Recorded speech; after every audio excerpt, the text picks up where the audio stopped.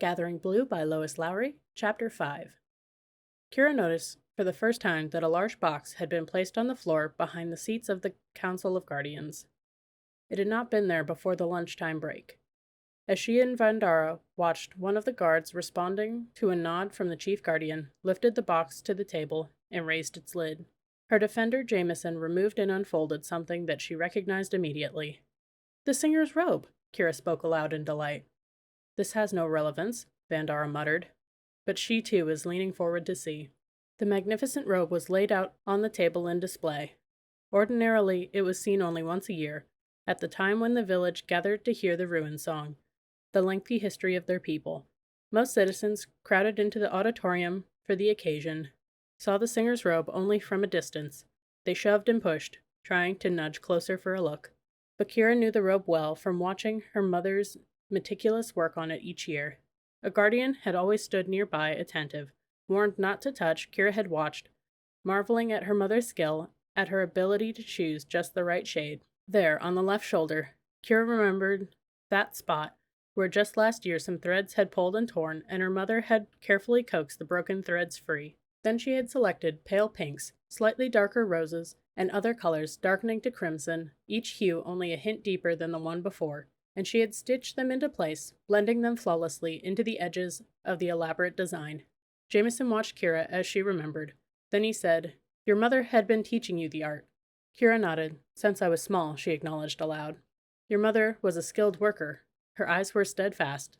"They have not faded." "She was careful," Kira said, "and thorough. We are told that your skill is greater than hers." "So they knew." "I still have much to learn," Kira said. "And she taught you the coloring as well as the stitches." Kira nodded, because she knew he expected her to. But it was not exactly true. Her mother had planned to teach her the art of dyes, but the time had not yet come before the illness struck. She tried to be honest in her answer. "She was beginning to teach me," Kira said. "She told me that she had been taught by a woman named Annabelle." "Annabella now," Jameson said. Kira was startled. "She is still alive? And 4 syllables?" "She is very old. Her sight is somewhat diminished, but she can still be used as a resource." "Resource for what?" But Kira stayed silent. The scrap in her pocket was warm against her hand. Suddenly Vandara stood. "I request that these proceedings continue," she said abruptly and harshly. "This is a delaying tactic on the part of the defender." The chief guardian rose. Around him the other guardians, who had been murmuring among themselves, fell silent. His voice, directed at Vandara, was not unkind. "You may go," he said. "The proceedings are complete. We have reached our decision." Vandara stood silent, unmoving. She glared at him defiantly. The chief guardian nodded, and 2 guards moved forward to escort her from the room. "I have a right to know your decision," Vandara shouted, her face twisted with rage. She wrestled her arms free of the guard's grasp and faced the Council of Guardians. "Actually," the chief guardian said in a calm voice, "you have no rights at all. But I am going to tell you the decision, so that there will be no misunderstanding. The orphan girl Kira will stay. She will have a new role." He gestured toward the singer's robe, still spread out on the table. "Kira," he said, looking at her, "you will continue your mother's work. You will go beyond her work, actually, since your skill is far greater than hers was. First, you will repair the robe, as your mother always did. Next, you will restore it. Then your true work will begin. You will complete the robe." He gestured toward the large, undecorated expanse of fabric across the shoulders. He raised one eyebrow, looking at her as if he were asking a question. Nervously, Kira nodded in reply and bowed slightly. "As for you," the chief guardian looked again at Vandara, who stood sullenly between the guards. He spoke politely to her. "You have not lost. You demanded the girl's land, and you may have it. You and the other women, build your pen. It would be wise to pen your tykes. They are troublesome and should be better contained. Go now," he commanded. Vandara turned. Her face was a mask of fury. She shrugged away the hands of the guards, leaned forward, and whispered harshly to Kira. "You will fail. Then they will kill you." She smiled coldly at Jameson. "So that's it, then," she said. "The girl is yours." She stalked down the aisle and went through the broad door. The chief guardian and the other council members ignored the outburst, as if it were merely an annoying insect that had finally been swatted away. Someone was refolding the singer's robe. "Kira," Jameson said, "go and gather what you need, whatever you want to bring with you. Be back here when the bell rings 4 times, and we will take you to your quarters, to the place where you will live from now on." Puzzled, Kira waited a moment, but there were no other instructions. The guardians were straightening their papers and collecting their books and belongings. They seemed to have forgotten she was there. Finally she stood, straightened herself against her walking stick, and limped from the room. Emerging from the council edifice into the bright sunlight and the usual chaos of the village central plaza, she realized that it was still mid-afternoon, still an ordinary day in the existence of the people, and that no one's life had changed except her own. The summer start day was hot. Near the edifice steps, a crowd had gathered to watch a pig slaughter behind the butchers. After the choice parts were sold, scraps would be thrown. People and dogs together would shove and grab. The smell from the thick mounds of excrement beneath the terrified pigs and the high-pitched squeals of terror as they awaited death made Kira feel dizzy and nauseated. She hurried around the edge of the throng, making her way toward the weaving shed. "You're out! What happened? Do you go to the fields? To the beasts?" Matt was calling to her in excitement. Kira smiled. His curiosity appealed to her. It matched her own. And behind his wildness, he had a kind heart, she thought. She remembered how he had acquired his pet, his little companion dog. It had been a useless stray underfoot, scavenging everywhere for food. On a rainy afternoon, it had been caught and tossed by the wheel of a passing donkey cart. Badly injured, the dog lay bleeding in the mud and would have been left to die unnoticed, but the boy hid it in nearby shrubbery until its wounds had mended. Kira had watched it from the weaving shed each day as Matt stealthily crept in to feed the animal while it lay healing. Now the dog, lively and in good health despite a tail as crooked and useless as Kira's leg, stayed constantly at Matt's side. He called it Branch, named for the small tree part he had used to splint its damaged tail. Kira reached down and scratched the homely mongrel behind his ears. "I'm let go," she told the boy. His eyes widened. Then he grinned. "So we still be getting stories, me and my mates?" he said with satisfaction. "I seen Vandara," Matt added. "She come out like this." He scampered to the steps of the edifice and stalked down them, face haughty. Kira smiled at the imitation. "She be hating you for certain," Matt added cheerfully. "Well, they gave her my piece of land," Kira told him, "so she and the others can make a pen for their tykes, the way they wanted.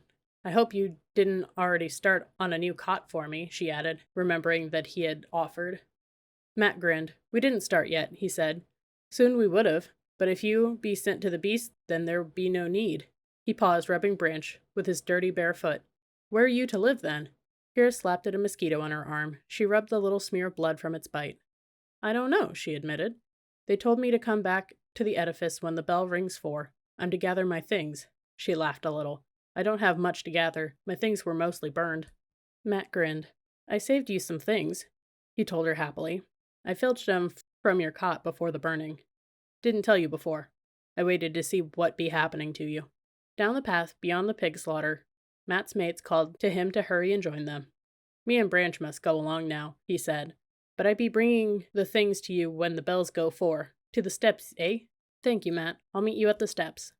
Smiling, Kira watched him go, his thin-scabbed legs churning in the dusty path as he ran to join his friends. Beside him, Branch scampered, his broken stub of a tail wagging crookedly. Kira continued on through the crowds, past the food shops and the noise of bickering, bargaining women.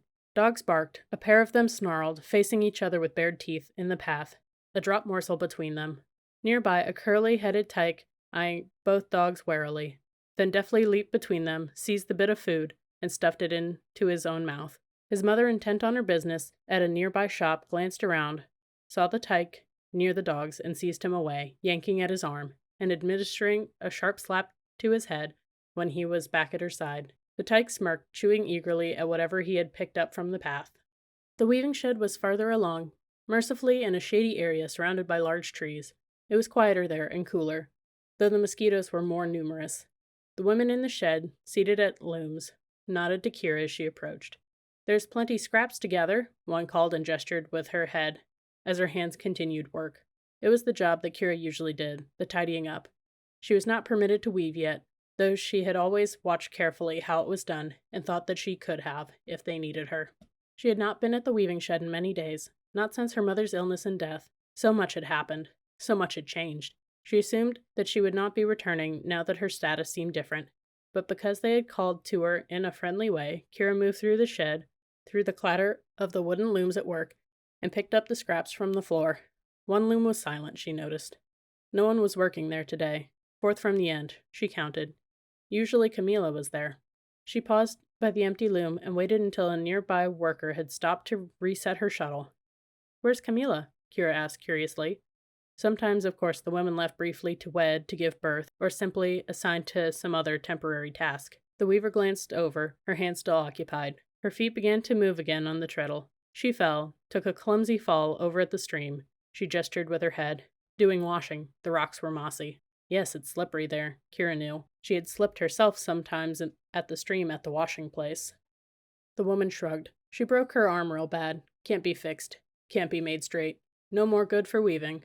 Her hubby tried real hard to straighten up the arm, 'cause he needs her, for the tykes and such. But she'll probably go to the field." Kira shuddered, imagining the torturing pain of the broken arm as the hubby tried to pull it into a healing shape.